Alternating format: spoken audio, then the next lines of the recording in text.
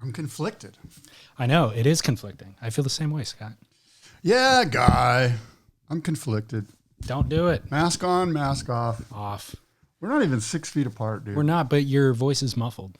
I will suffer the consequence of coronavirus. No, I'm the one that's going to suffer because you're going to give it to me, and then I'm going to pass it on to people around me. My microphone's catching everything right here. See this filtered bubble? That's catching it all. Yeah, guy. July 14th.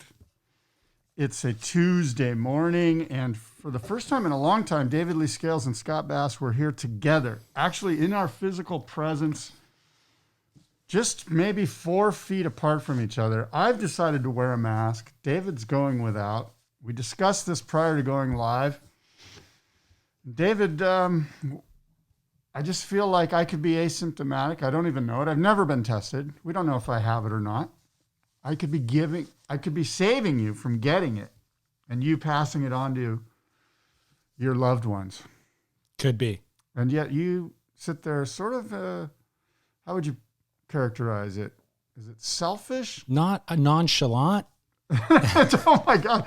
Nonchalantly selfish without a mask on. Yeah. I mean, I have no excuse, Scott. I will wear a mask if you want me to. I did tell you that. If it makes you more comfortable, I will wear a mask. Would that make you more comfortable? I'm feeling pretty good. I'm feeling pretty protected with my mask Okay, on. Good. And I like the contrast here. Yeah, it makes you look Good like cop, a good guy. bad cop. Exactly. I'll be the bad guy. I'm comfortable being the bad guy. Plus, people don't have to look up my extra large nostrils. I look way better in a mask. So I'm actually comfortable wearing it, certainly out in public and stuff, just because I feel, number one, better looking with a mask on. Number two, don't have to interact with anybody that if I know somebody, I can kind of hide behind the mask and I don't have to have small talk. I actually saw somebody that I knew the other day and I had my mask on and it allowed for the opportunity of just bypassing each other. Totally.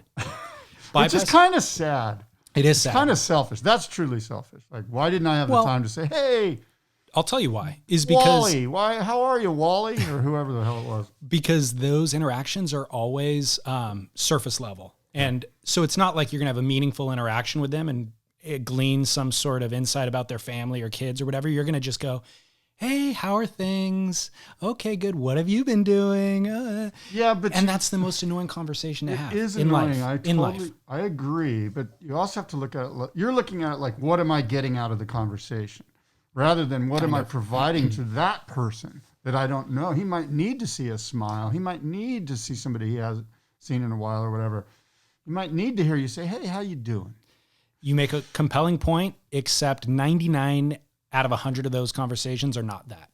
They're mostly just small talk, small surface level. 1 out of 100 that's like the odds of me catching COVID from you right now. Exactly. I'm willing to play that. Play those numbers. Playing with my life. You're rolling the dice. Speaking of COVID, yes. Newsom just shut us down again yesterday. When you say shut us down, what do you mean exactly? Governor Newsom of California? Yes. Shut down your beaches? Not the beaches, but business in general, like commerce. It isn't like a full shutdown like we were in the height of quarantine, but it is non-essential businesses, including non-essential offices. So it's kind of one step up from the full-blown lockdown. Yeah. I think restaurants, are still open if they have outside seating and you can only seat outside. They're not allowed to use the interior. Yeah. But nail salons, barbershops, all that sort of stuff is closed down. Yeah. Which, I mean, obviously you got to do the right thing. You got to put health before commerce. But imagine if you were a small business owner and you somehow survived that first shutdown, only to come out of it barely gasping for breath going, oh my gosh, that was insane. And then you're open for 2 weeks and then boom, shut down again.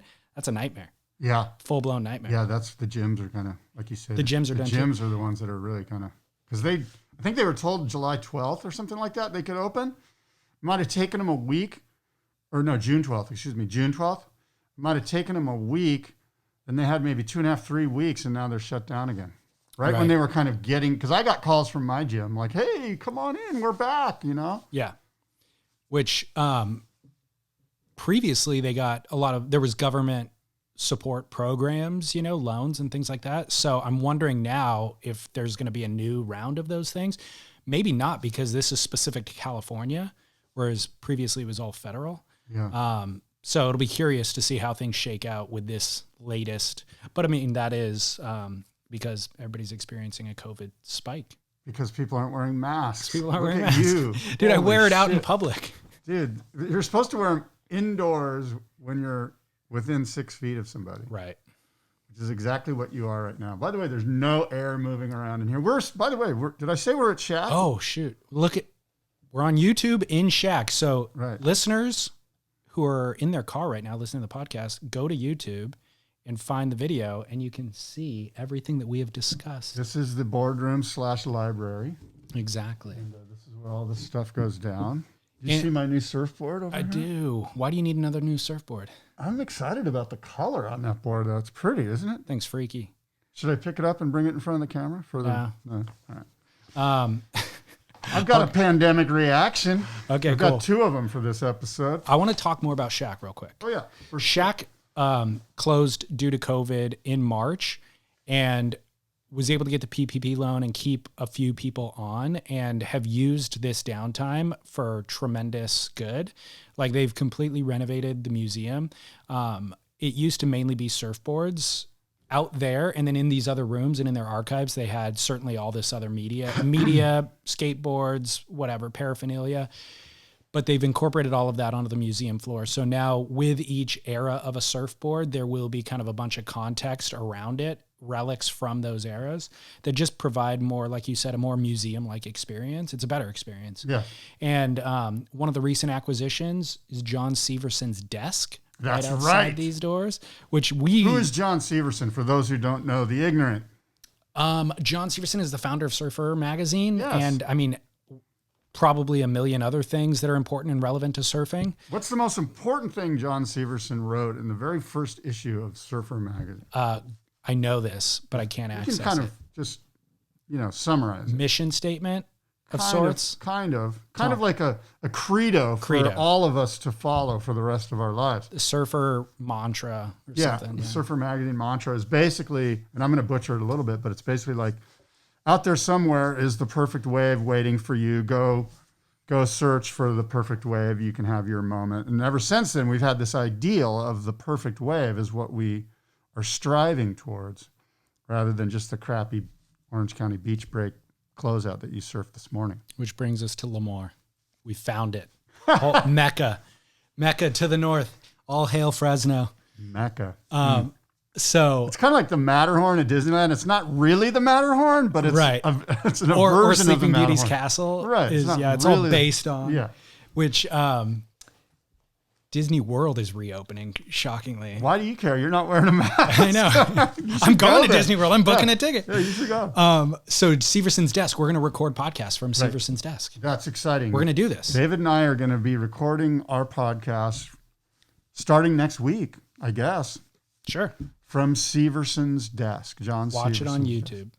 That's pretty cool. So, I mean, it goes without saying that great things are going to come from that desk, not because of us, but because we're channeling John Severson. We should track the lineage. We should create a timeline. Yes. It went Severson, Pesman, that desk, specifically that desk. I'm not tracking the timeline of the magazine. I think the desk went with Pesman to the Surfer's Journal. Correct. So that's where it just stayed. So it went Surfer Magazine, Severson, Surfer's Journal, Pesman. No, Surfer Magazine, Pesman. Right. And then Surfer's Journal, Pesman. Yeah. And then Scott Bass, David Lee Scales podcast. Right. Spit podcast. It's on a perfect upward trajectory. It makes so much sense. The 3 greats, right? Right. The 3 great surf media entities of all time. Right. Pesman, Severson, and the desk. Spit. Spitballing. Now live on YouTube. That's right. Come and get. We need YouTube subscribers. If you're watching us on YouTube, push the subscribe button for God's sake. Thank you. Why wouldn't you? It doesn't cost you a dime. And go check out the Boardroom Show's YouTube channel and subscribe to that. Do you post the auction boards on there? I do. Nice. All the auction boards are on there. Nice. All right. What do you want to do? I've got follow-ups from listeners from previous shows. This mask isn't working very good. I have to adjust it constantly. Just take it off. It also muffles your... Fuck it. Did you make that thing yourself? My mother-in-law, she's wonderful. Was that off of a tablecloth? Something special, probably like one of my children's like outfits or something. It looks like a tablecloth from the inside. My mother-in-law's very thoughtful. So we've got follow-ups from previous shows, listeners chiming in. You said you had COVID takes. I've got a couple COVID pandemic reactions. Like last episode, I've got 2 different ones that you and I can chill. Then let's start with listener feedback real quick. Sure. I was listening to you guys discuss pro surfer salaries, and it made me wonder if Sally Fitzgibbons is one of the only ones who hasn't taken a pay cut. I don't know if you recognized a couple of years ago, she pivoted away from surf industry sponsors. Almond Milk and Land Rover are her key brands. So he said, everyone is still drinking almond milk and driving Land Rovers. It's an interesting point. And then he followed by saying, and does Torren Martyn sell more board shorts than half of the WSL surfers combined? Which I think is the more interesting question. I mean, when I think about going to Need Essentials for board shorts, I don't think the driving force is Torren. The driving force is the product and the price point, and just the fact that they're kind of like simple and good. So those things appeal to us as consumers, but would most people who have purchased Need Essentials product have heard about Need Essentials if it wasn't for Torren Martyn? I'll be right back. The way you said purchased, the hard P flowing out made me real. Okay. Thanks for bearing with me. Thank you. No. Thank you for bearing with me. Gladly. That one doesn't muffle your voice as much. No, it's much better. But what I just realized is this means I'm going to have to wear a mask for every episode until there's a vaccine. Yep.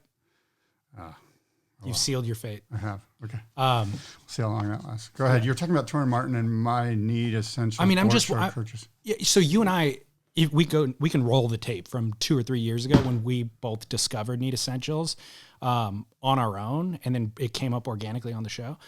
Aside from us, the vast majority of people who bought product from Need, I'm wondering if they ever would have heard about it if it had not been for Torren. I think they would have through our show. Yeah. I think there's some people. We have quite a following. I think of hardcore type surfers that would purchase those. I think to the listener's comment though, it's a perfect example of a surfer doing his job of marketing a product. No, I'm not doubting that. Because I mean, in regard to what we were talking about previously, where we're looking at pro surfer salaries, going, gosh, does whatever the surfer is earn their $1 million salary off board short sales? It's hard to justify. There's certain guys you could justify the top level, but all those mid-tier guys, can you justify? But you look at somebody like Torren, and he's kind of the best example of somebody who just has had significant influence. He's had significant influence, you know? It's hard to find anybody on the CT who you could directly correlate sales to as equally as you could Torren, I would say. And he's a great example of a brand going, we're just going to have one guy that represents our product, and that's all we need, and we love what he's all about, and that's our guy. Mm-hmm. You know what I mean? We don't need 30 dudes. Right. Yeah. So I thought that was a good comment from Andrew on Instagram. Somebody else, a different Andy, incidentally, came through email and said, watching your YouTube podcast, I thought I would chime into Scott's comments regarding global sports. I completely understand his point. However, tell him that to check Formula One. The first GP of the season ran last weekend. There were no spectators, and it's different, but it was excellent to have F1 back, and it seems like it works. Surfing could do the same, ? Yeah, he brings up a good point, which is true of golf, too. There are sports where you don't need spectators to sort of create the environment. Obviously, football and soccer and all of these sports it helps to have a big rah-rah group. But Formula One, the engines drown out any of the audience spectator noise anyway. Yeah. Surfing, you don't need spectator noise. Golf, you don't need spectator noise. Definitely. Those are 3 that make tons of sense, right? Totally. Off the top. So motorsports, golf, surfing. Mm-hmm. I'm sure there's some others where it's just so far out in the spheres and in the land that you don't need a closed arena type situation. Yep. As opposed to the UFC, which also ran a live event this past weekend, which the fighters feed off of the energy of the crowd. You know, marathon running. Really? Pretty boring. Yeah, I guess you're right. Yeah. Marathon running. Have you ever done a marathon? No. Have you ever run? Are you a runner? I started to run during the Me like too. in March. I was Me too. running. Everyone was running. You couldn't surf. There Yeah, was that's true. nothing to do but run. So I was running. I decided I hate running, but I did it anyway. I mean, I did. It was like one of those things during the day where you're like, oh God, I gotta go do this. What kind of miles were you putting in? Maybe two, maybe 1.5, but pretty hilly. Lots of hills, a lot of stairs. Like I would run on the beach to some stairs and run the stairs really hard, and then mix in some like push-ups and some sit-ups, and then run some more. And then, did you lose weight? I did. I was working out, and I still have a membership at Orange Theory Fitness. So I started that literally like 3 weeks before they closed everything down. Like I got my little fitness heart monitor thing, and I was going to Orange Theory and getting my heart rate up to this insane. Right. So I was all about getting my heart rate up. Then the lockdown happened, and I tried to move that to the outside and doing these runs that I'm discussing with you now. So I ran 100 miles in May, and it was actually like the goal was 100. I did 116, and then 100 miles in June as well, a little bit more than 100, and I'm doing another 100 this month. Right. I know. Good for you. I feel good. Straight, really just good. flat running. Now there's a couple hills. Did you get the runner side? Do you enjoy running? Do you get to a place where you're not thinking about it? I'm at the place where I'm not thinking about it. I'm actually at a place where I enjoy it. Oh, like okay. if I then don't, you're hooked. if I don't get the run in, I feel not as good throughout the rest Maybe you of the don't day. rest as good at night either. Totally. Yeah. And I could see you as a runner. Yeah. I see this in your future. I could Thanks. see a running podcast coming down the pipe. Yeah, that's what I need more podcasts. You know what people want more? Talking about running. They don't. 4 hours of David talking is not enough every week. Let's give them 2 more Right. about running. Yeah. Can't imagine anything. No, I do less see you one. as a runner. Well, my build is that of a runner, and I used to run kind of throughout my life. I've run, but I need it now more than ever. And gosh, I love it. It's been really beneficial. So I think I asked you about this, but when you started running and the pandemic started, the lockdown occurred, I was doing intermittent fasting with that. Was that something that you were doing too? 2 meals a day, basically? Yeah. 16 hours off? Yeah. No food? I've done that since October, like 2 years ago, a year and a half ago, basically. So I've been doing that for longer than I've been running, and I do it about 5 days a week, I'd say. So, and I prefer that too. Wow. Like the days where I actually have breakfast, I think that I'm indulging, and I think this is like, ooh, this is a little thrill, and then I feel crappy. Oh, my God, interesting. I don't know why I even do this. I prefer To not, yeah. fasting. Yeah. So all in an effort to get better at surfing, by the way. Like that was the impetus for the running was I'm not able to execute. Spark. Yeah, I'm not able to execute in surfing the way that I used to. And I feel lethargic and my sessions are shorter and like I'm not as flexible. And it was all weight related. Absolutely. Dropping 20 pounds will get me back into good condition. And not to mention, as you know, that like doing what you did also creates a certain amount of energy in you. You know, like you're more vital. For sure. Yeah. For sure. Okay. One other listener email. Yes. It was a little bit deeper. Uh-oh. Said I was listening to your podcast where you interviewed the filmmaker from Spoons. His name's Wyatt Daly. Yeah. One thing that struck me was the correlation between the radical change in surfboard design of that era, which corresponded to the time of transformational society change. As the documentary mentions, radical design change was possible because a societal mindset was in a transitory state. Simply, surfers were open-minded, and that allowed for new surfboard design concepts to flourish. Our world, our country, our cities, and our surf community seem to be entering such a time now. As such, I was pondering if this is why we have a broader acceptance of alternative designs that we now see in the water. My only hesitation in bringing this up is that the now popular designs seem inspired by the past, from asymmetrics to Torren Martyn inspired twins, etc. Maybe the answer is found more in foils, Tom Curran skimboards for wave pools, or more correctly, I have no clue. As such, I would love to hear you both opine on such a matter. Well, it's a great email. It's a thoughtful email. And I think there's a ton of truth to what he's saying. I think if there is this like consciousness, like a level of consciousness where we're questioning everything, certainly as a society, then as a subculture, we might question the boards we ride and change them and go in different ways, different designs. One thing, go ahead. I published an interview with Malcolm Campbell last week, and one of the things he talks about this exact thing and basically says, because this is relevant to the Chris Morrow conversation that we had 2 weeks ago. One thing that Malcolm Campbell said was professional surfing has done more to hinder surfboard design than progress it, because they had that Bonzer design that was revolutionary. From the moment he stood up on it, he goes, oh, shoot, the single fin is null and void as a performance design. Yeah. Things are going this way.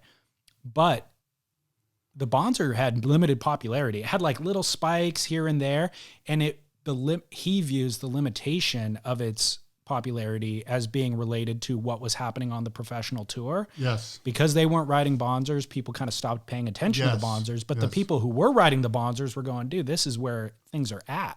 And the Bonzer is just one design. So he's thinking, man, we have a valid design that is being limited by what's happening over here. But imagine all the designs that never even got off the ground. Yeah, well, he's absolutely right. But what's interesting about it, if you think about it, so the Bonzer came along and then pro surfing sort of exploded in like 1975, 76. And everyone was kind of looking for, and surfing competition sort of created the board that was ideal for surfing competition. Let's just, for this conversation, let's call it the tri-fin. And so that limited all these other options like the Bonzer and all these other things for the masses, right? The masses were looking to the media and going, what are all the pros riding? And all the pros are riding 3 fins.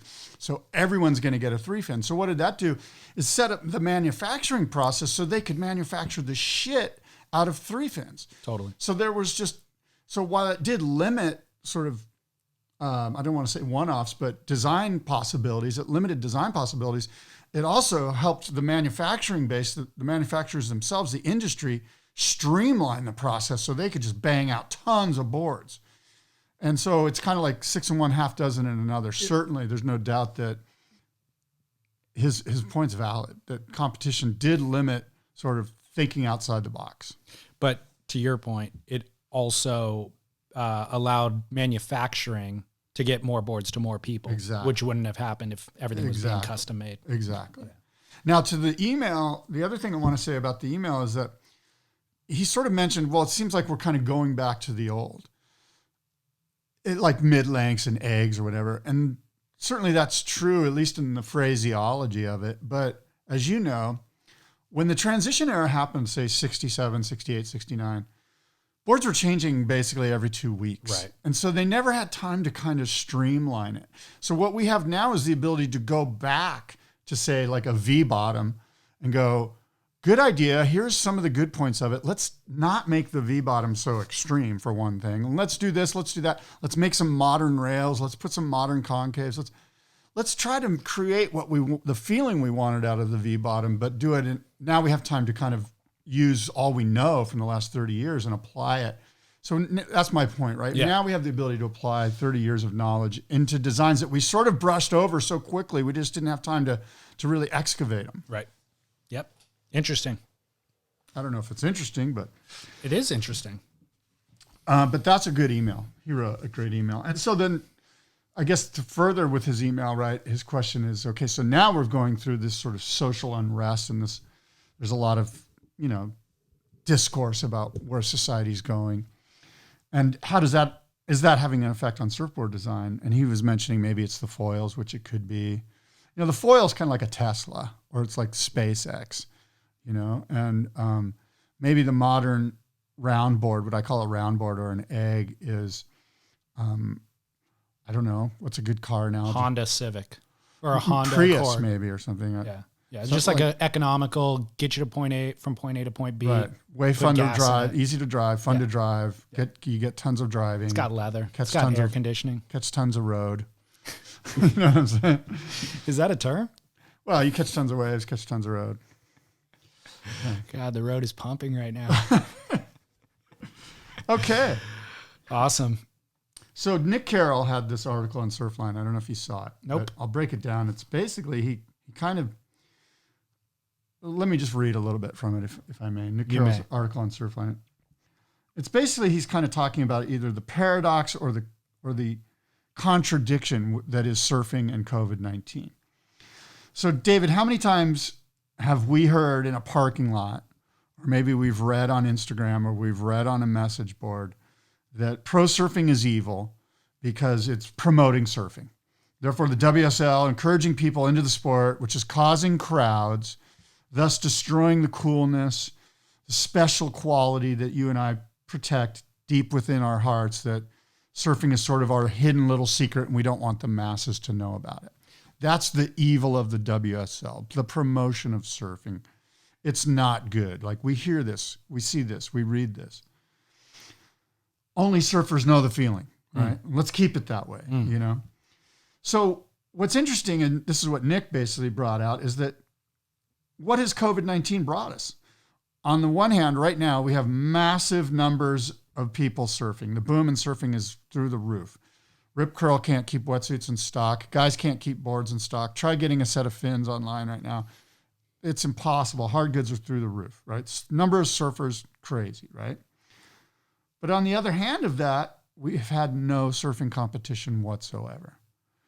So it's sort of interesting that forever we've heard that the WSL is bad for surfing, as how it relates to our own surfing experience, making it more crowded. Yet we've had 7 or 8 months of no surfing competitions at all, and it's more crowded than it's ever been. So I thought that as pandemic reaction number one, I'd like to hear your thoughts. I don't think the two things are connected at all in this scenario. I think the initial conceit is still valid that the WSL and promoting surfing in any way, even this podcast promoting surfing, makes the lineup more crowded. I think that conceit is still accurate. The reason why things are crowded right now have nothing to do with the WSL not running. It has to do with people not going into an office. They have more time on their hands than they've ever had before, and so they're surfing with that time. The interesting study, which we will never be able to do, would be if everybody had this much time off and the WSL was running competitions, would that be more crowded than what it currently is? And I would argue, yeah, it very well could be. So it would be more crowded if the WSL was still running and people had all this time on their hands. Yeah, that's what I would guess. Well, by the way, I want to make sure the listeners know that this isn't necessarily the point Nick Carroll was making, that these two things, have a connection. Yep. But he was basically saying it's interesting. It's kind of interesting. Yeah. And I would agree. I think it is. So, pandemic reaction number 2. Does the WSL actually provide a place for the norms and the boundaries of surfing to be set? In other words, now that we have all these newbies in the water, basically they got nothing to do. They go to Costco, they buy their wave storms, they get a wetsuit from the surf ride or whatever. They paddle out, they're completely clueless.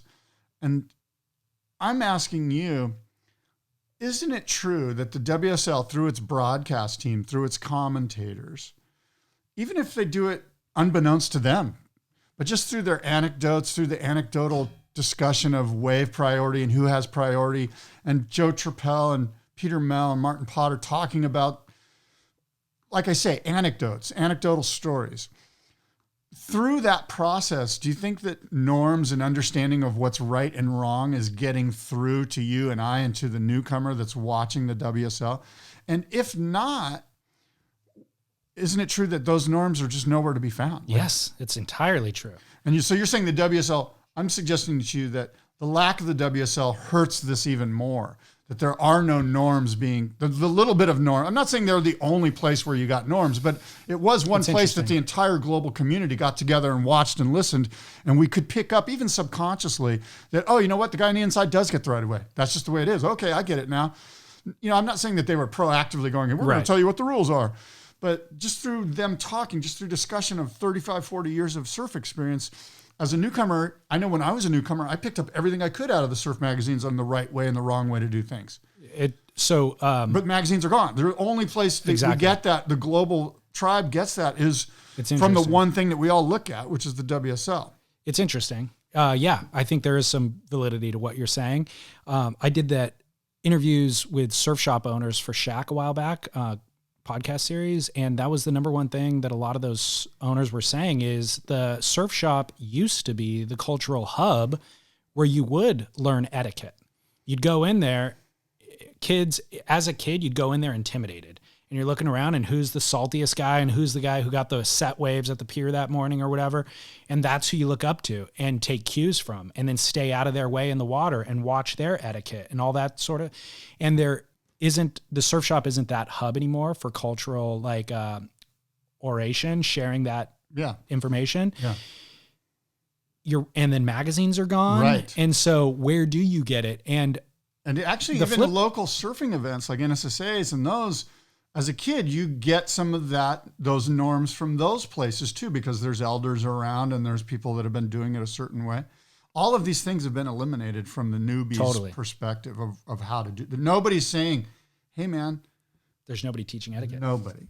And the etiquette has evaporated from the lineup. Completely. I mean, you can probably attest to this too. Oh my God. I don't surf down where you do, but in my local spots, it's like, dude, anything goes. Yeah. Like, people burn people. You watch any footage from Malibu. Malibu's always been kind of the worst. Malibu's a weird one. But you can be the best surfer in the lineup with priority.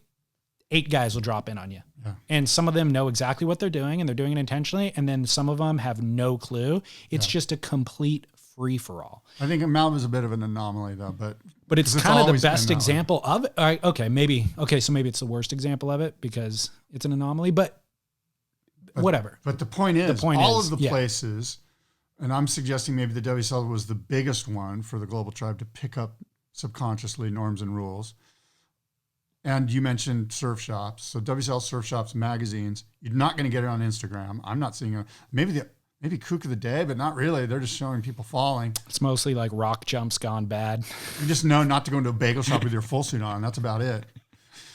So there's nobody really saying, hey, you guys are blowing it. Dude, we need to dedicate a segment on this agree. show. That's what I was thinking this yesterday. Let's do this. I was talking to a guy. I'm like, maybe we're the guys that need to tell people what the hell's up. I love this idea. Yes. Okay. What are we calling this segment? I'm making a note for future shows. How about Norms with Norm? Who's Norm? I don't know. Just some character we're going to... Surf Etiquette 101. I mean, that's a terrible title, but that's the idea title? Behind it. Yeah. That's the idea behind it. Okay. So what's your number one? Don't be a kook. Nah. Look, we're gonna have to chew on the title. We're gonna have to workshop this. But what's the number? What's today's lesson? Just give me a basic one. Hey, how hard is it with cameras running and with microphones to come up with like snappy things? Like this, fucked. It really is. It's an added challenge. I feel like if we were just having a conversation over coffee, we could come up with it in 5 seconds. I know. Just the fact that I put shit in my hair for this like pisses Did me you off. really? Yeah. Look, I told him to come camera ready. Yeah. And I like it. Lame. You got the polo. I'm gonna just roll up as is. You're gonna just get pure, unadulterated Scott from now on. I don't know if I could. Although there will be a mask. I don't know if I could take it. No, you've seen it a million times. I know. I roll in all I know. crusty. That's my point. I'm at my wit's end. Sometimes I come in barefoot. A lot of times I'm barefoot. A lot of times you do. Well, I like it. So we've really done some good work here. We are going to improve. Yeah, disseminate information. Surf lineups around the world. We are going to improve. What's the first thing? How about, maybe this is the wrong first one, but it'd be hard to pick the Here's first. my thought. The first, the most important. I think I'm conflicted. I think wave storms are lame. I think they're lame. But I also There's no conflict. But I also look at them like if my daughter's like, what should I do? I'd be like, go get a wave storm. You know what I mean? Like, I think the softboard is a good idea. I think the wave storm's a bad one. So my first lesson is going to be this. Don't go into Costco and buy $100 wave storm. Go somewhere, I don't know if it's online, or go to Surfride or Hanson's or your local surf shop or Jack's or wherever it is, and get either like an INT or get a softboard that's at least like created by some guys that are in the surf world. Look, is that a bad first? No, because it seems so. like The ones like Almond Surfboards has a killer one. There you go. Album.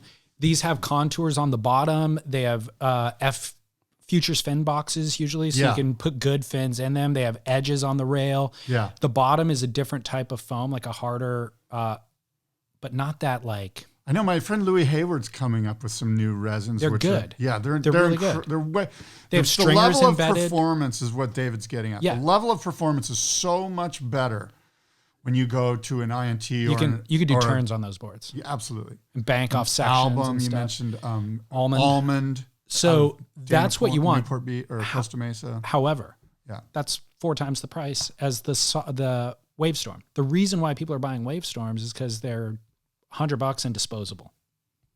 Right. I know. Well, I'm just which saying. is a bad thing. I get it. That's why I was like, that's why I'm conflicted. Yeah. That's why I'm conflicted. Yep.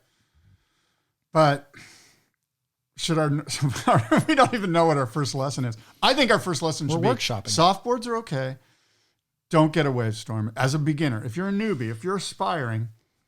I think our first lesson. If you're 10 years old, 12 years old. First rule of Fight Club. Yeah. Our first lesson is not to make the rule about soft tops. Good idea. You can't have a surf etiquette and the I first agree. thing being about soft tops. I agree. It was a bad idea. That's why I said I was conflicted. Terrible. Okay. Maybe we just edit this whole segment out.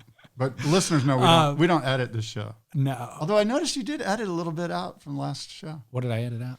I was talking about St. Francis. I didn't edit that out. Oh, really? I was listening. I said St. Francis, and then all of a sudden it went to something else. No. No, I didn't edit that Anyway, out. what's the first rule? It's definitely not about Wavestorms, which are lame, in my opinion, but it has nothing to do with etiquette. That's more of like an opinion on purchasing. Here's a brainstorming 5 ideas that among where the first rule should come from this kind of segment of things. Learn the basics. How about where to learn?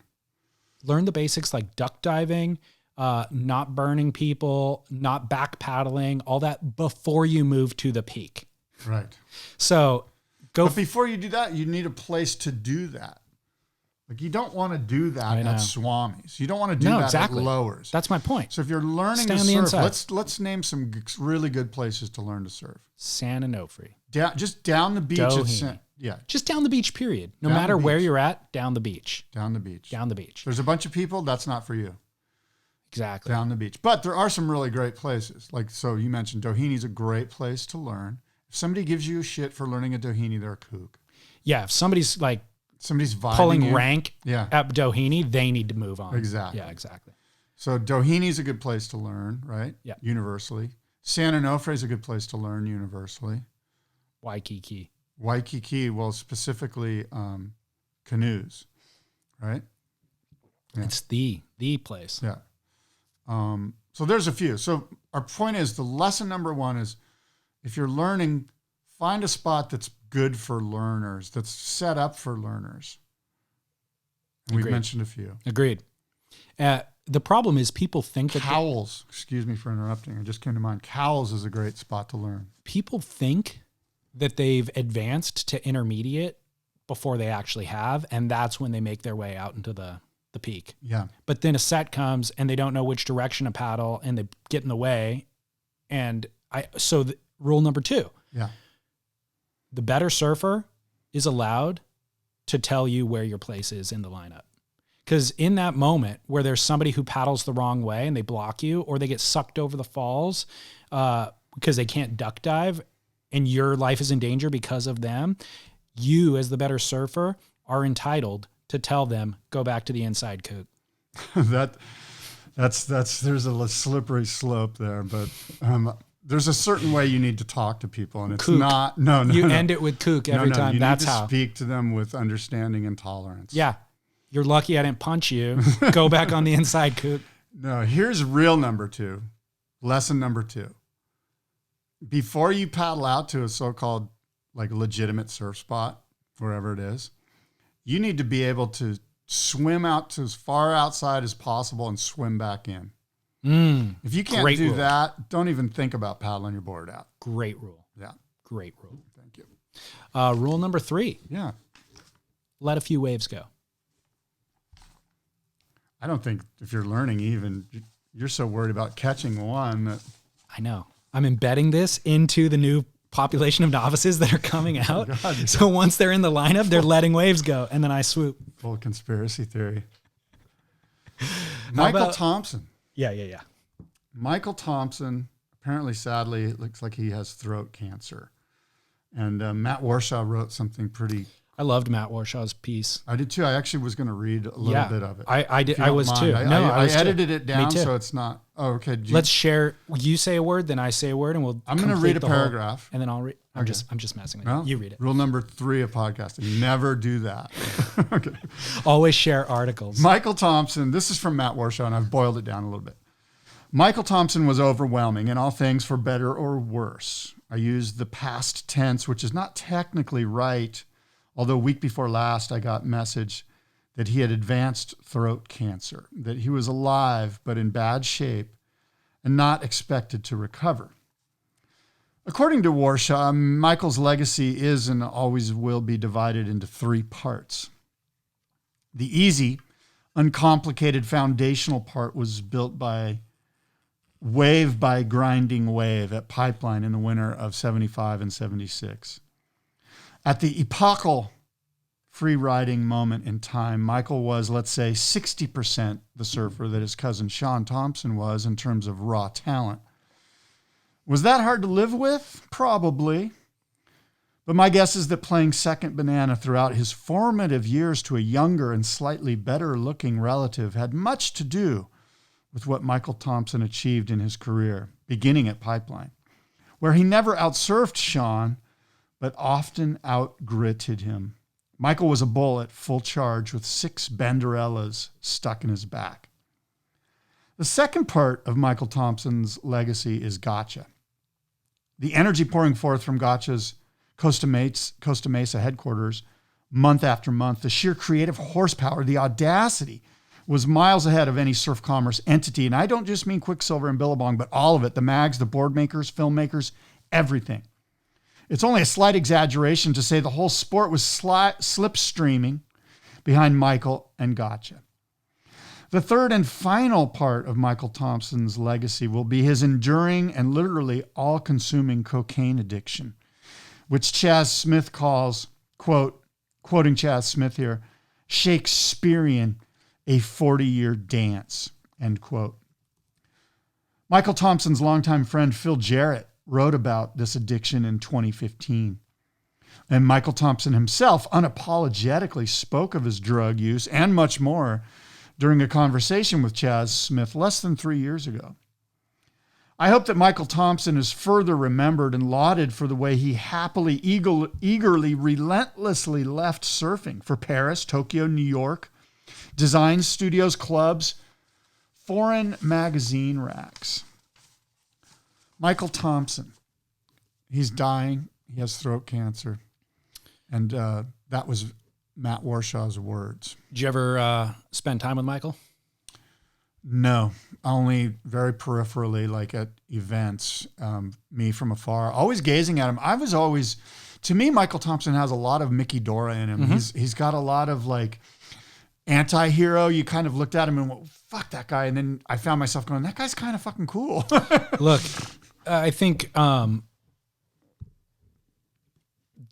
this is why we love surfing. Characters like Michael, characters like Dora. Yeah. There's Andy Irons. Al Chapman. There's endless. Christian Fletcher. There's a bunch of them. But and they are characters. Go ahead. I'm sorry. No, do you want to model your life after them is a different question, right? So we love them as these people that are kind of culture makers for us, and that we have as these, I don't know, paragons. Well, they're the strands they're threads in this this web of surf culture that make it such a thick and enduring thing. It's how you want to, it's kind of like how I would like to live my life if I had no responsibility to my family. Or you weren't accountable for the actions. That's what it is. I referenced Fight Club earlier. This is exactly Jack, the Jack character, Edward Norton, his persona that his whatever alter ego basically is Brad Pitt. He's better looking. He likes fighting. He's banging the chicks, like all that. So he can live it out in his head in this fantasy land, or in real life, as it turns out. But he doesn't want to actually have the consequence. I think Chaz actually summed it up really beautifully in the final sentence of that piece. Matt quotes Chaz saying, "I'm not bold enough to be Michael Tomson, so I need him to be Michael Tomson for me. To hell with the price, physical, financial, emotional, mental, that he has to pay." I agreed. That was a wonderful sentence, and I have it here, but I left it out. But yeah, that was perfect, and that speaks to sort of this Mickey Dora thing, you know? Exactly. There was one of the things Michael said about surfing pipe was, how did Michael get ready for pipe? Easy. Surf Waimea. Michael said, quote, after Waimea, it makes going back to pipeline much easier, and sunset's a joke after pipe. That last part was interesting, right? Yeah. I've never surfed pipeline proper, so I loved also the final line from Matt about, for 35 years, I've been both awestruck and ambivalent about Michael Tomson. He is tragic and fantastical, but familiar. His love of surfing is mine. His nihilism is a distant cousin to my mostly outgrown, but still vibrantly recalled selfishness. Maybe some of you feel the same way. Yeah, I think both he and Chaz did a great job of summarizing all of our feelings about Michael Tomson. Yeah. By the way, let me just say this as it comes to my mind. My friend Royce Chancellor, you know Royce, he has nothing but absolute glowing things to say about the creativity that came out of Gotcha. Royce was right there in its heyday, and it was just mind-blowing how outside of the box Michael Tomson was from a creative standpoint. Did Royce work there? Yeah. Oh, I didn't know that. No. So that, I think Matt kind of referenced it in there where Michael wasn't taking cues from surfing. He was taking them from Paris and, all these big city where there was actual fashion progression happening on runways and stuff like that. Gotcha was sort of cosmopolitan, but Exactly. with inside this subculture of surfing. With the best team ever, dude. Oh, yeah. Crazy. Yeah. And just really cool ads. Yeah. And just the whole thing was just, you either loved it or hated it, but you couldn't hate it because it was so raw and true to the spirit. Yeah. You completely left out Matt's intro. I left out a bunch. I said I boiled it down. I know. I liked Matt's. I didn't want to read verbatim. I thought that would be too long and boring. We don't need to read it, but Matt was dating Michael's girlfriend before they had broken up. Basically, Matt was the interloper in Michael's relationship. Right. Can you imagine a completely coked out Michael Thompson, super pissed off, coming over to your house at 4 a.m, banging on your window, totally screaming for Sheila? Totally. Matt's told me that story, or he's referenced it before, that, it was Michael would be gone for long periods of time. And I think the girl, I don't know if I got this right or not. But just go with it. I'll go with it anyways. The girl was driving Michael's Porsche. And so she'd be hanging out at Matt's house because Matt was reliable and always in town, and Michael'd be gone all the time. And so then Michael, identifying the Porsche there was kind of the problem. Right. People knew that was Michael's Porsche, and it was always at Matt's house when Michael was gone, sort of a thing. So at any rate, best wishes to Michael Tomson. Yeah. And so Matt, know what the prognosis is. Well, Matt said, oh gosh. The throat cancer. Matt got a message that Michael had advanced throat cancer, followed by a second message that he had already died, and then a third message saying that he was still alive but in bad shape and not expected to recover. So that seems to be the status. So our thoughts are with Michael Tomson, and may his whatever remains of his life, be it short or long, be peaceful. Yeah. Peace be with you. I've got a question for you. Yeah. You referenced him playing second banana to Sean Tomson. Mm-hmm. At Pipeline, yeah. What's second banana? Where does that phrase come from? What's the origin of that? Well, look, the first banana is always ripe and killer. The second banana is always a little brown and it's kind of mushy. My bananas that come in a bunch ripen at the same time. If they're in the bunch, they ripen at the same time. You can have second banana be equally as ripe. I don't think that's where the phrase comes from. Second banana, bro. I don't know.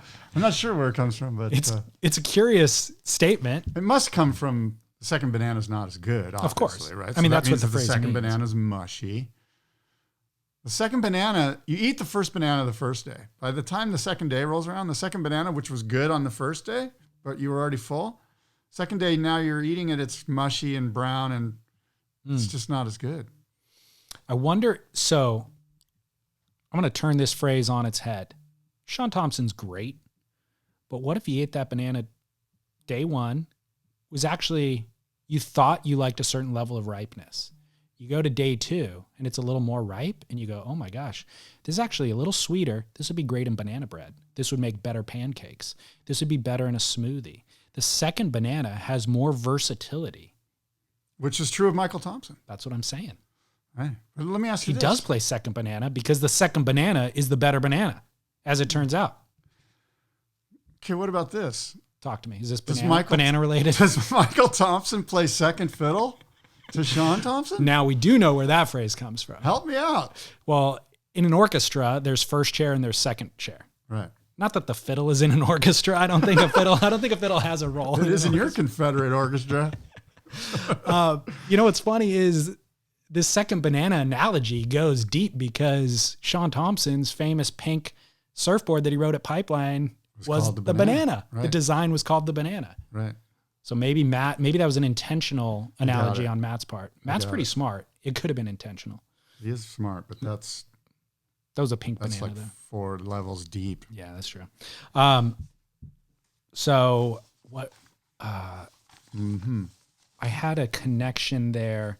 Bananas, somewhere second fiddle. Yeah, somewhere in that story, something made me want to talk about Jake Paterson.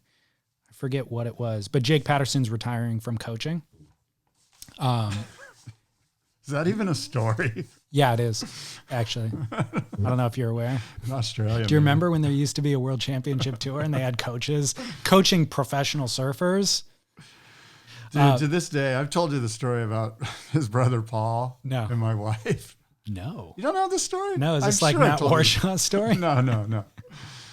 So I'm at Castles, right? I'm at the Outrigger Canoe Club.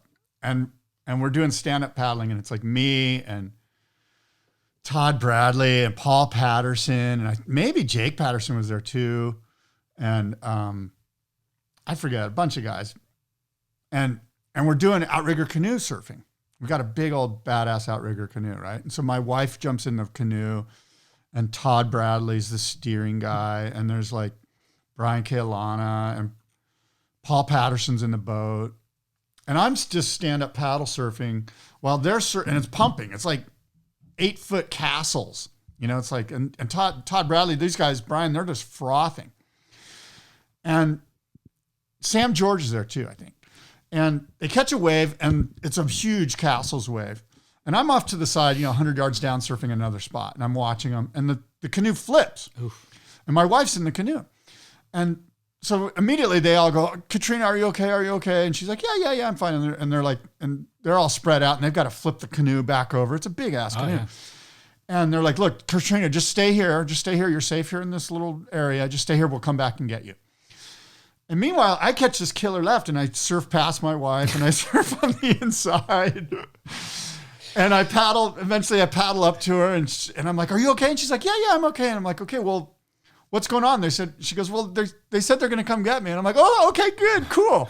And I just paddle back out, And apparently I've never lived down the fact that Paul Paterson eventually paddled up and saved my wife from, the situation, And she's like, you just paddled right past me. Paul Paterson friggin' paddled up to me and saved me, That's hilarious. I'll never live that down. To this day, like, she'll just be like, oh, like the time in the canoe when you didn't rescue me. Hilarious, dude. It's not good. And yesterday when we had our phone meeting or our Zoom meeting, you're out working in the yard hard. You come in for the meeting. She brings you an Arnold Palmer. Yes. She is the secret behind your success. Oh, no, absolutely. There is no question. There is no doubt. I was like, gosh, what a sweetheart. She's unreal. She's great. We love her. Helping quench your thirst. Yeah. Anyway, that's my secret Paterson, behind the Paul boardroom Paterson's. show too. Right. The secret behind the boardroom show. Totally. Yeah. Unsung hero. That's a funny story. She should probably tell it. I bet she tells it better than I do. Yeah. I might have left out some crucial moments where she was actually saying, help. And I paddled past her because it was pumping. It was like super good. You're like, wait, honey, I want to get another one. I was in a very selfish mode. There's no doubt. The detail I was going to connect with Jake Paterson was Matt was talking about Michael Tomson outgridding Sean. Yeah. Sean, It all came naturally to Sean. but Michael put in the hard work and the hard yards. So Jake, well, I think Sean took off deeper, and I think Michael took off deeper and took more poundings Sure. at pipe, and was kind of known. Like if you talk to Phil Jarrett, he was kind of known as a hell guy out there. Like he was kind of a hell man. Like he probably only made 3 out of 10 waves, but he just took off deep and he knew charged. he needed to because he didn't have the natural ability. Where Sean was maybe a little bit more picking off the better ones, and maybe, just, I don't know, maybe a little bit more on the shoulder. I don't know. Or he just reads the ocean better. Yeah, maybe a better surfer. But So- I don't want to say at pipe. I bet if you at pipe, I don't know. Look, I just know that Michael Tomson frickin' was a hell charger. So my point though is Jake Paterson admitted he's a far better coach than he ever was a surfer. And despite him having won events, I think even Pipe Masters, right? Yeah, 98 Sunset Pipe Beach. Masters. Yeah, he won a bunch of events. He was a competitive animal. So that's what he said. He goes, look, I knew. He goes, I came out of West Oz, like I knew I was never going to be Taj Burrow. I was never going to be those guys. But I could run hills in the sand way harder than Taj could. And I could go harder than Taj could. And that ultimately was what Jake attributes He's kind to of an success Adriano to. de Souza of Australia. He said Jadson Andre. He goes, you look at Jadson Andre nowadays, or always, he's at the beach all day, every day. If it's not working out in the back room, it is studying every single heat. Yeah. It's understanding where everybody's headspace. He's in the back, like reading people's emotions and where they're at. He is unbelievably good at working, and because he realized early on that that's what he was going to have to do. So he said that Jake was saying that's what made him a good coach, was being able to apply and kind of foster all of those work ethic details into Griffin Colapinto and Kanoe Igarashi and the people that he worked with. Well, I think so. I thought that was really interesting. Absolutely, and one of the great Travisham mockeries of the WSL is that them not allowing him to be a voice. He's a great voice. He was incredible. Now his actual tone might be a little tough sometimes, but he has so much in-depth, like storytelling, anecdotes, just all those things that you mentioned, all the hard work that he's done, like all the people that he's met, and he was valuable. Yep. And I miss the fact that you could. He might kind of riff from the cuff a little bit, maybe, which is great. So what? Maybe sometimes he's not politically correct. Perhaps. Well, it'll get you in trouble nowadays. Yeah, you can't let that happen in this modern environment. But he's missed. I agree. He's completely missed. How many generic vanilla broadcasters?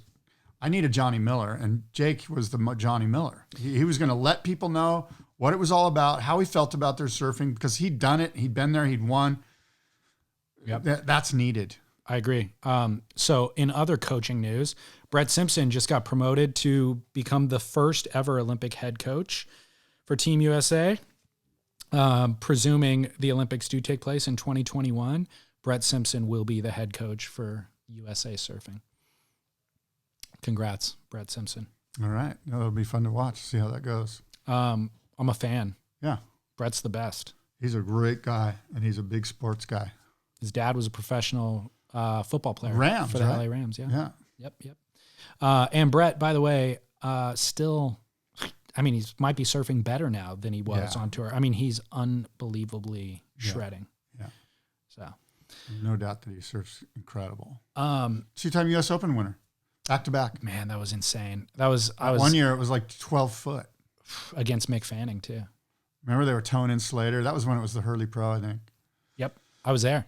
I was too. I was there. Slater getting barreled on that left closeout into the pier. Got a 10-point ride. Do you remember that? Vaguely. Gnarly. Yeah. Gnarly. I wasn't as impressionable as you. Well, dude, I surf there all the time, and days like that, I'm like, I can't even make the paddle out. Like, this is a nightmare of running water from south to north. I'll paddle out like at First Street, get blown through the pier, get out of the water at the cliffs, have to walk back 2 miles.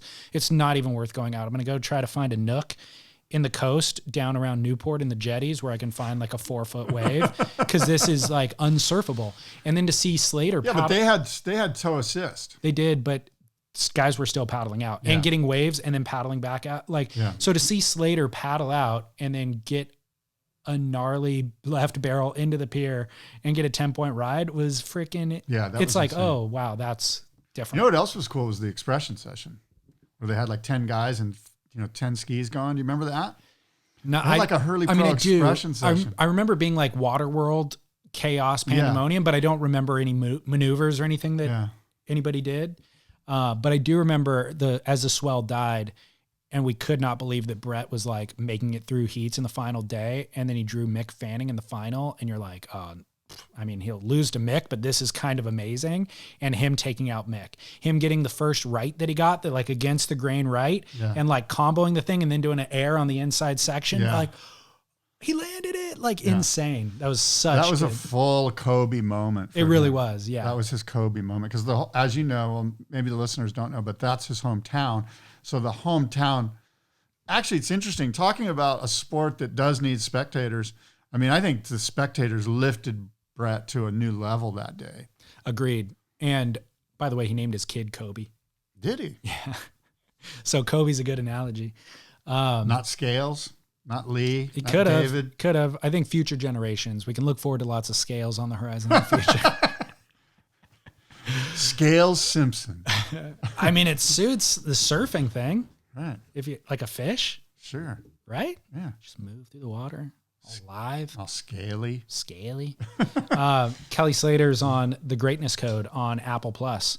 So The Greatness Code is a new series on Apple Plus where they're interviewing sports greats about their greatest moments or epiphany breakthrough moments in their career. Do you have any idea what Kelly's was? His breakthrough moment in his career? Yeah, I do. I have a bunch of ideas. Breakdown and breakthrough.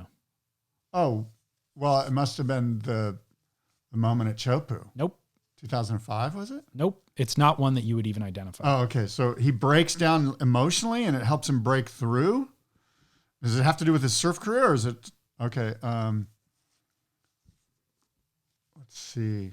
I don't think you'll identify. Okay. Like, would I even know it if you said it? Would I go, oh, yeah? You would. And the funny thing is, the person that it's in reference to, you mentioned last week when we recorded. I don't know. Tell me who. Watching Danny Wills lose at Pipeline, I think it might have been 98. And that allowing Kelly to, 98. And that allowing Kelly to lock down his 5th world title. And it was more to do with the number 5 in Kelly's head. Like, that's what he wanted to do because Michael Richards had 4. Mark Richards.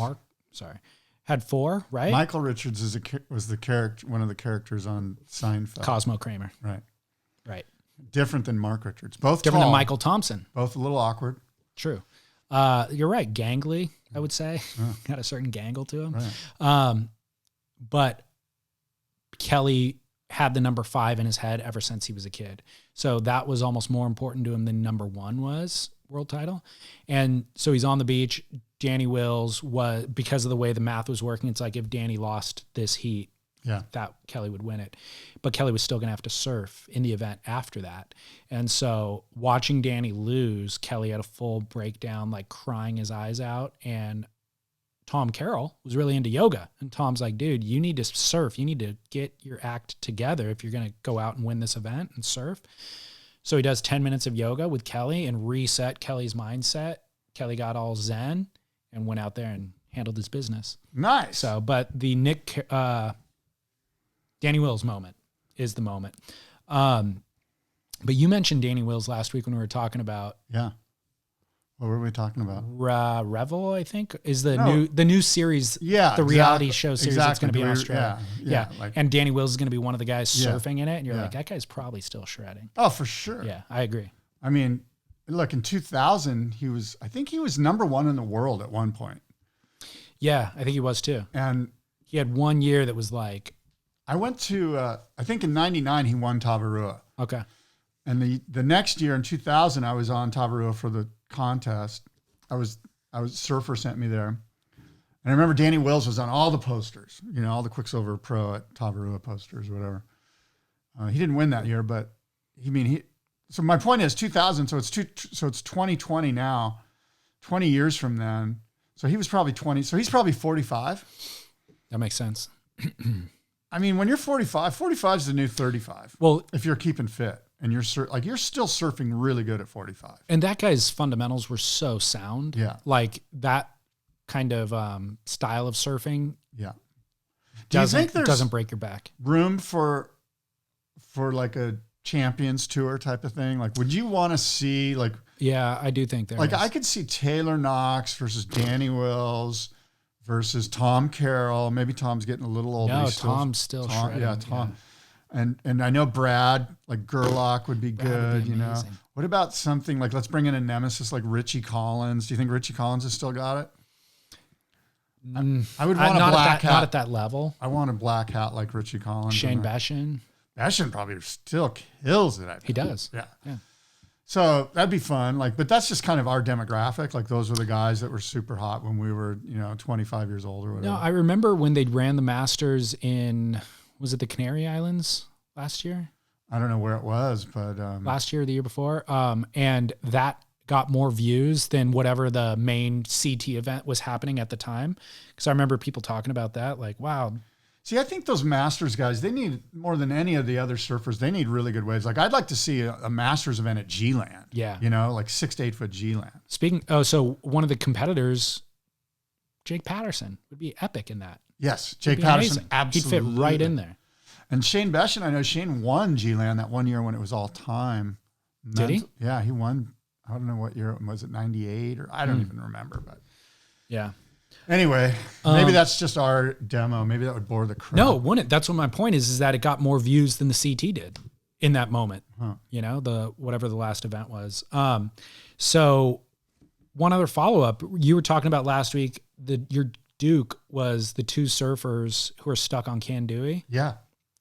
I've got a story from him. Killer. Michael Ciamarella from Stab interviewed Anthony Filligem. Sure. I'm just going to say it fast. Filligem is a pro-ish surfer from Santa Teresa, Costa Rica. So I'll kind of read verbatim from Mikey a little bit. He says, he's also one of the luckiest humans on earth, having spent the entire COVID episode thus far hunkered down in what is commonly regarded as the most wave-rich island chain in the world in its prime surfing season.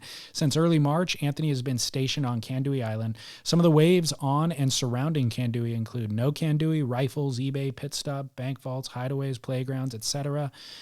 Due to COVID and the subsequent Mentawai shutdown, Anthony has been surfing all of these waves alone or with only one or two people for the past 4 months.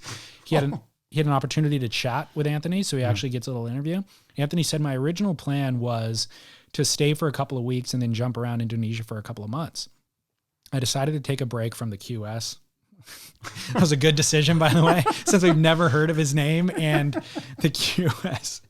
He was like ranked 200. We're rooting for you. Yeah, exactly. And focus on surfing, free surfing and stacking clips, and spend some time in this part of the world. Once the world started closing down with the virus, the owner of Canoe, Ray, asked me to stay and surf with his family and try to shoot this area with nobody around. So Ray actually invited Anthony out for a little promotional video. All day Ray. You're going to be the guy who we build our promotional video around because you surf great. I love that guy, All Day Ray. So I arrived at Canoe on March 17th. Remember March 17th? Things were getting nuts. Lockdown. I flew home from Kauai on March 15th, and it was sketch. Yeah. Like I thought I might have got stuck in Kauai. Flight got delayed like 8 or 9 hours, stuck in the airport. People were freaking out. Anyways, he flew there on March 17th, and only 5 days later, the Indonesian government announced that they were shutting down the border. Costa Rica also recommended that its citizens return home. It seemed like such an easy decision to stay, but I was a bit nervous about what to do since I didn't have any idea of when I was going to be able to leave Indonesia and return home to Costa Rica. After talking with All Day Ray, I made the decision to stay, and I have never been happier in my life. I miss my family, friends, my hometown of Santa Teresa a lot, but I've been able to talk with them every day, and knowing that they are safe makes all the difference in the world. When Indonesia announced its surfing ban in April, it was pretty heavy. Since April, May, and June are 3 of the better months out of the year, so it was going to be impossible to sit here. It'd be torture to watch perfect waves. But Ray had constant contact with the government and was able to get approval for a couple of sessions in our direct area because we're super isolated and far away from the villages. We posed no threat to that community. The surfing ban was officially lifted on June 20th, so we've been surfing every day since then.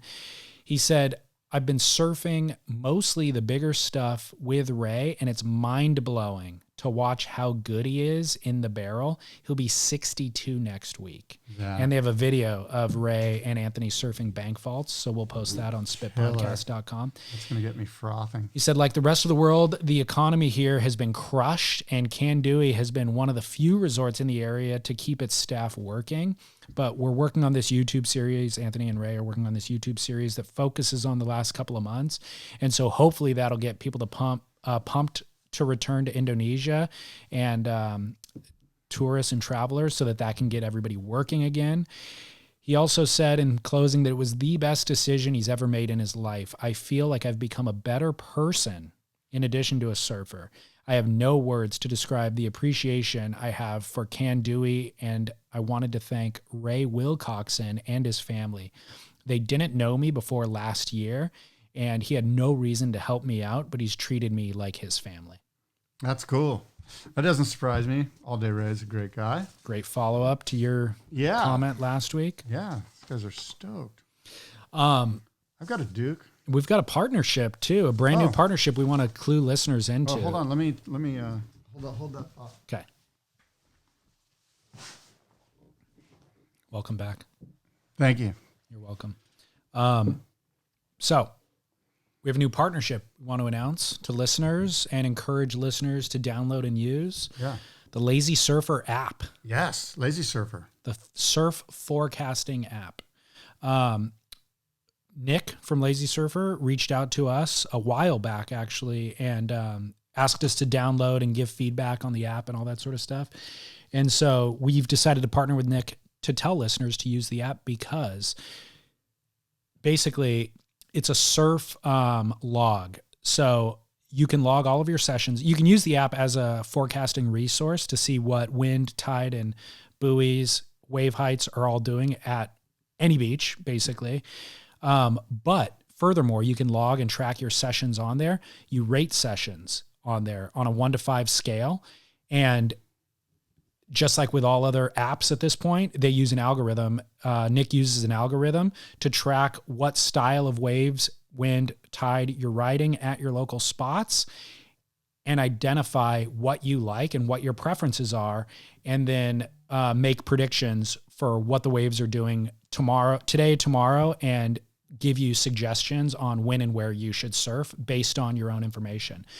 The reason why you should use this is not only the reasons that I said, but it's in its early days still, and it becomes a much more robust experience the more user data that it has. So everybody listening to the sound of our voices, go download Lazy Surfer app. It's entirely free. There's a pro version that you can upgrade to if you want, but certainly familiarize yourself with the free version, track your sessions on it.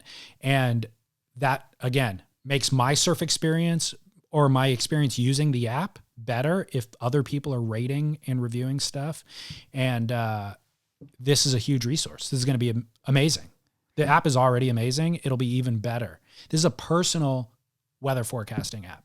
Surf forecasting. Well, you know what's cool about it, right, is the idea of logging your sessions. You know, some of the greatest surfers, in fact, Skip Fry. Skip Fry is a guy who has logged every single session he's ever done. Like, he's got like calendars. I've heard that. Calendars full of every session, what the wind was like, what the tide was like, what the sun was like. In fact, Hank Warner told me a good story. He goes, Skip, I'm going to get married on this state, so-and-so. I think it was in May, maybe, or something.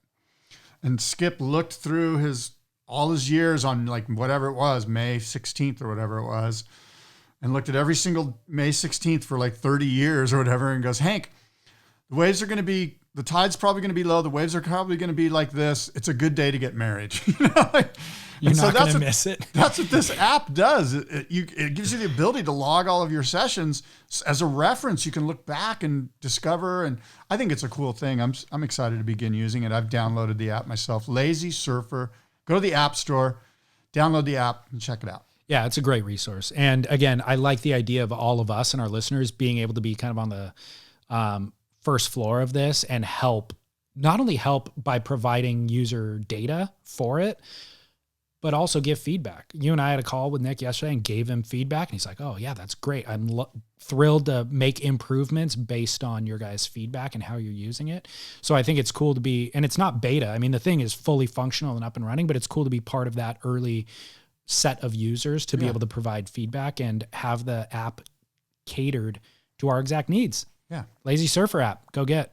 Lazy Surfer. All right. You said you got a Duke?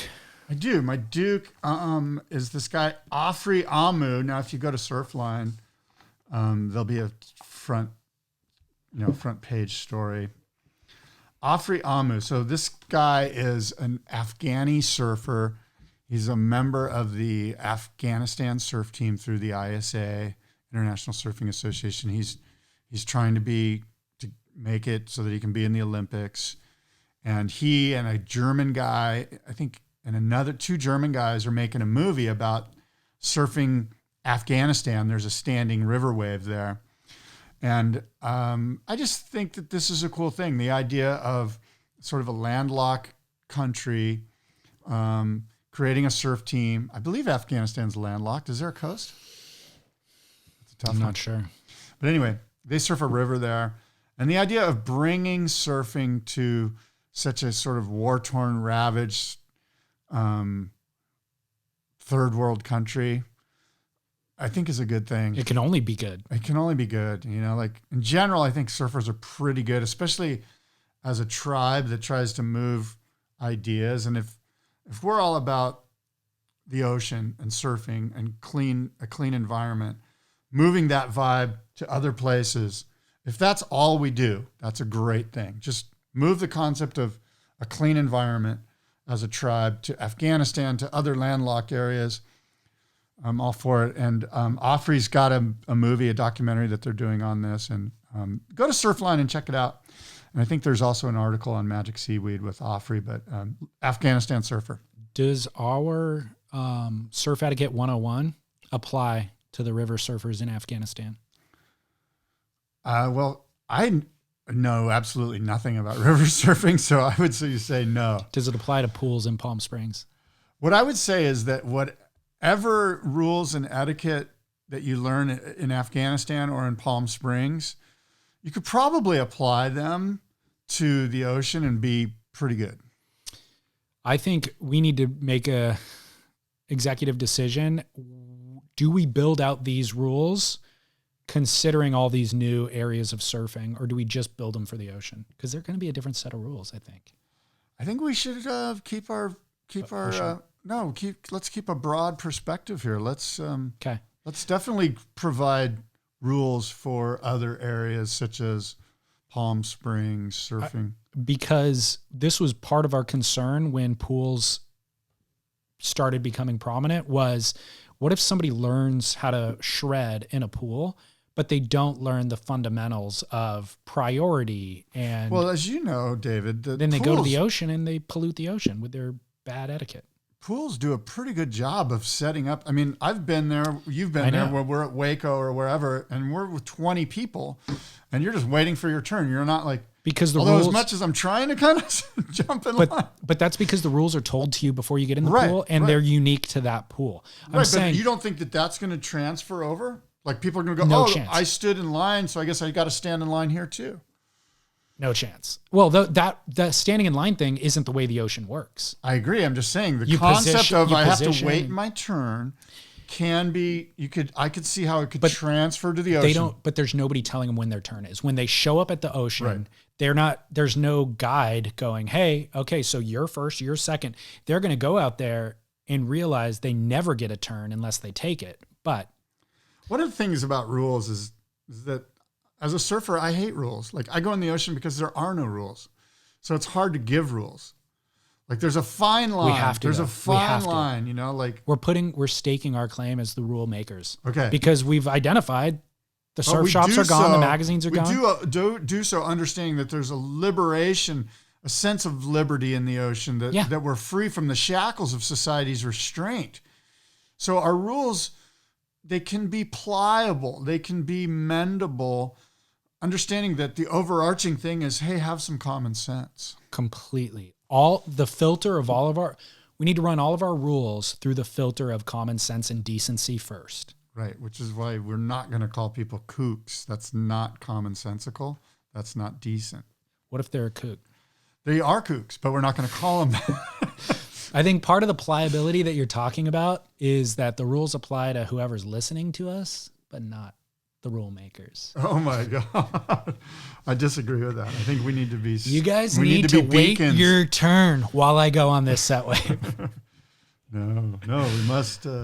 My Duke is Kalia Moniz for welcoming a first child. She's pregnant. She's not actually, hasn't given birth yet, but Kalia Moniz from the epic Moniz clan is pregnant. She announced her pregnancy on Instagram. Cool. With her boyfriend, who's a photographer, famous photographer, kind of pop culture photographer who hangs with Justin Bieber and the like.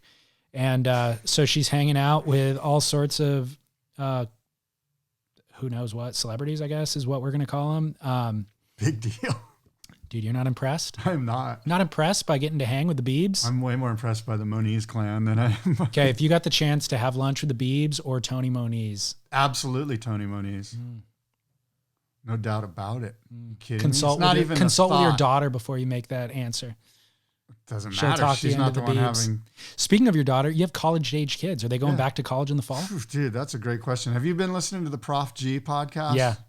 Listen to number 17. It came out on Thursday. Yeah, I listened. The very end where he talks about the universities and well, he's a university professor, so he talks about it all the time. I know, he does, and he does kind of say the same thing over and over. But his latest thing is, no matter what the universities tell you, there's no way the universities are having physical in-person contact classes. Average age of a professor is 58. Being exposed to super spreader kids, a class of 200 super spreaders, not going to happen. No. Yeah. Not going to happen. And the whole business model is kind of turned on its head. Who's going to pay Harvard prices? Well, people are. That's the thing. Like, I have to pay Indiana University full pop because they're saying, yeah, come back. We're going to have some classes in person. I know. They want the money. And as soon as the kids show up and there's a little outbreak, they're going to go send everyone home. And they've cashed my check. Exactly. Which is driving me crazy, apparently. Yeah. So what are you going to do? I'm just going to acquiesce to whatever my daughter's desires, which is what fathers always do. Dad. I mean, I could sit here and tell you I'm going to draw a line in the sand, but at the end of the day, I'm just like, oh, gap year. I would love that. She's thinking about that. This is a perfect time for a gap year. The thing is, she wants to move through school with her friends and all graduate together. So if they can all get together and go, gap year, that would be really helpful because then they would all move together through those friends would listen to your plea for a gap year if you had lunch with Justin Bieber. What about lunch with Tony Moniz? They'd be like, your dad had lunch with the Biebs? Yeah. And the Biebs suggested that a gap year is that's the cool thing to do. It's what all the cool kids are doing. Well, I'm still going to yield to Tony Moniz. I'd much rather learn. I bet I could learn a lot from Tony Moniz. It's going to cost you. Not about surfing. It's going to cost you a year of college tuition is what that lunch is going to cost you. Yeah. So good luck with that. It's tough. Thanks to Shaq. Yeah. Thanks to Neat Essentials. Absolutely. Thanks to the Lazy Surfer app. Yes. Here's the crazy thing about our partnerships is how much the listener benefits from them. Right. We only provide listener benefit partnerships. It's crazy, right? LBP. Exactly. And do you think that they would have found the Lazy Surfer app without hearing it here? No. This resource to do good in their life was just sitting right outside their periphery. By the way. And now it's in front of their face. Speaking of listener benefit partnerships, the California Gold Surf Auction, the previews are happening. You can look at all 60 lots. Bidding begins July 25th, and the auction closes August 8th, Saturday at 5 p.m. Pacific Standard Time. We have 60 lots available for you to take a look at. Check them out. Over half of them, no reserve pricing. We are selling these boards. Take a peek. You're going to dig what you see. What were those boards that you brought in today? Are those part of the auction? Two of them are. One of them is a Lance Collins Wave Tools Greg Mungle Pro-Am model, a quad fin from 1984-ish. And another one is a Lightning Bolt Jerry Lopez, hand-shaped, hand-glassed by Jerry Lopez. It's a replica, modern classic of his Genesis board, the very first board, the board that that made the light bulb go on. It was actually built pre-lightning bolt. He painted a lightning bolt on it 3 months later when him and Shipley got into business with lightning bolt surfboards. It's a replica of that board. It's 8 feet. This is the board that Rory Russell, Mike Armstrong, all the guys rode this board. And they're like, Jerry, we need one of these boards. It's basically the board that kickstarted the whole lightning bolt surfboard phenomenon. Wow.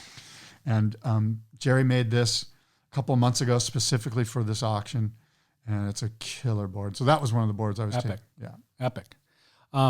Good thing that we're still recording. I just got a text, inside info right now. Oh, good. Breaking news.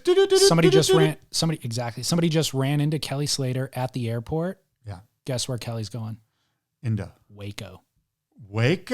Kelly's en route at this moment to BSR Cable Park to surf the Waco pool. Rad. Yeah, so we'll see that. I bet Jackson Dorian will be there. Could be. Uncle Kelly and Jackson just going crazy with Dad Shane. Boom. So we'll see that, I'm sure, in the next few days. Kelly should be posting. That's some great breaking news. It is good breaking news. And also, is that copacetic? Like, that's a competitor's pool. He's in the pool business, and he's surfing a competitor's pool. No wonder he's going there. He's going there to do some... Test out the goods. The question is, do you let him in? Do you open the gates? Yeah. Do you feed him a bad hamburger? You got to. Oh, I like it. The other inside info that I'll give you was we've basically spread the rumor that the Ultimate Surfer, the ABC show that the WSL is producing with the help of Dana White's production company, they're filming a reality show at Surf Ranch in Lemoore in July. Sounds hot as shit. I know. So that was what we had been talking about for a while now.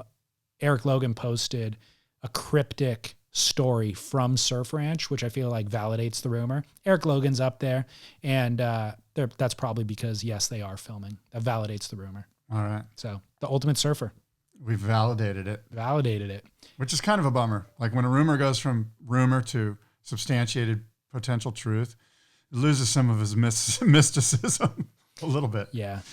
Anyway. We should do it. We should go back, get a listener to go back, listen through our archives to find out how many rumors and like predictions, parking lot fodder predictions that we've made actually come true versus didn't pan out. I wonder what the ratio is. 99.9% true. I feel like. For Garen's. Garen's Ball Barons. And how many suggestions did we make to the WSL that they implemented a year or two later? 99.9%. More than the previous one for sure. Right. I mean, almost 100%, I would say. Yeah. By the way, Dave Prodan's having Pat O'Connell on the podcast on Friday on his podcast in the lineup. Yeah. And apparently Pat is breaking down a bunch of news and updates. Oh, that'll be good. So look forward to that. Fair enough. All right. Okay. Well, until next time, David, adios and aloha.